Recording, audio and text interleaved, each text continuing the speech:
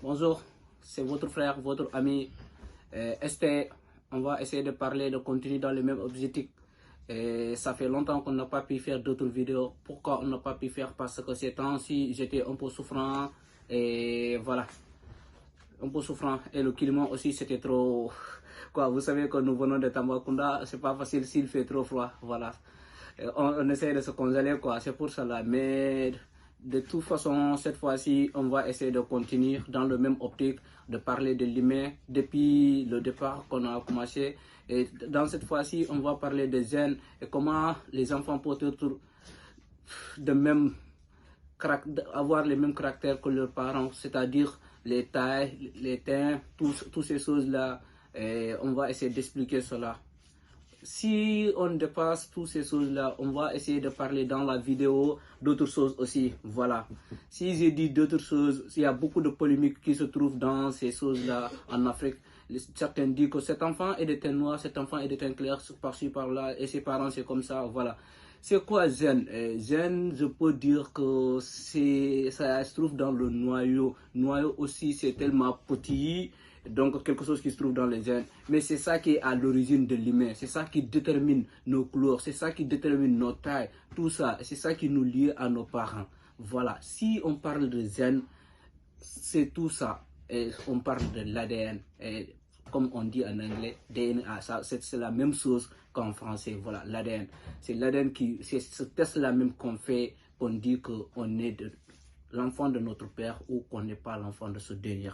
Donc si on parle de ce test-là, et les gens, ils ne connaissent même pas l'arbre généalogique des familles, il se permet de dire que cet enfant n'est pas le fils de telle personne ou cet enfant n'est pas la fille de telle personne. C'est des erreurs graves. J'ai même vu certaines personnes, ils disent que cet enfant est de teint clair et ses deux parents sont de teint noir. Ça, c'est tellement dangereux, il ne faut pas dire ça. Et je vais revenir à l'arbre généalogique. Toi, tu ne connais même pas le grand-père de cet enfant. Tu dis qu'il est différent de teint de son père et de sa mère. Donc, ce n'est pas l'enfant de ce monsieur. Est-ce que tu connais le grand-père de ce monsieur? Est-ce que tu savais déjà qu'on peut avoir des gènes dominants et non dominants?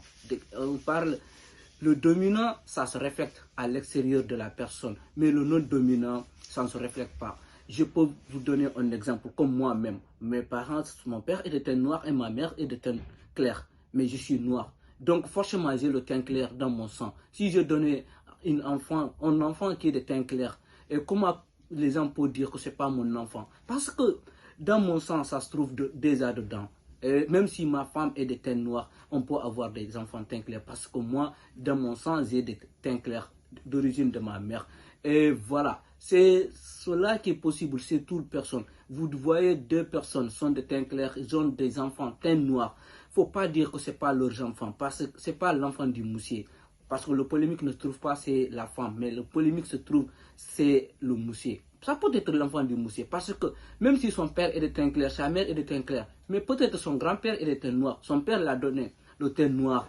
Voilà, la transmission est tellement complexe. Si tu ne connais même pas le grand-père de quelqu'un, ne te permet pas de dire que cette personne n'est pas descendant de cette famille, parce qu'il peut avoir des personnes dans la famille qui ont des gènes et qui ont d'autres gènes différents de son père. Mais son père porte cela, mais ça ne se reflète pas. Parce que c'est dans ce contexte on parle dominant et non dominant. Le dominant, ça se voit à l'extérieur, mais le non dominant, ça ne se voit pas, mais on le porte, on peut le transmettre à nos enfants. Et je veux que cette polémique, que les gens arrêtent de dire que telle personne n'est pas l'enfant de telle personne. Parce que même l'islam dit que quand quelqu'un qui est né dans le mariage de quelqu'un qui n'a rien à dire dans cette famille, voilà, c'est son enfant. Il ne faut pas créer des polémiques. Et si on passe de là, la science et l'islam peuvent avoir des liens. Donc tout est expliqué par cela. Donc tu n'es pas un professionnel dans ce domaine de test ADN et consorts, où certains disent que cet enfant est de taille longue et que ses deux parents sont de taille courte. Ce n'est pas l'enfant du monsieur, c'est l'enfant de telle personne.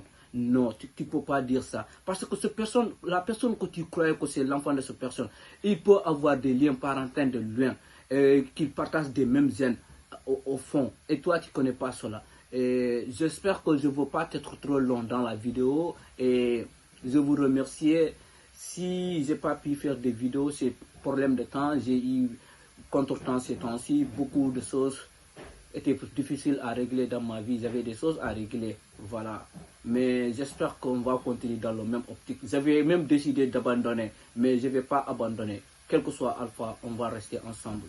Et continue de partager, continue d'aimer.